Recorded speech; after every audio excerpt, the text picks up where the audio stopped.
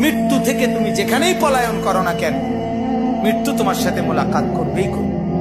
তুমি দেখা করতে হবে না, সেই তোমার সাথে দেখা করবে।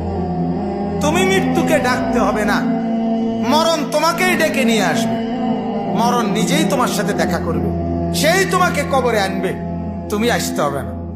হাদিসের মধ্যে আছে, আল্লাহর নবী সাল্লাল্লাহু আলাইহি ওয়াসাল্লাম হাদিসে ইরশাদ করেছেন, প্রত্যেকটা নাফরমানের লাশ যখন খাটের মধ্যে করে কাঁধে তোলে, মানে কবরস্থানে নেওয়ার জন্য যখন লাশ খাটের মধ্যে কাঁধে তুলে নেয়, তখন এই পরিমাণ চিৎকার করে ওই নাফরমান লাশের খাটের মধ্যে।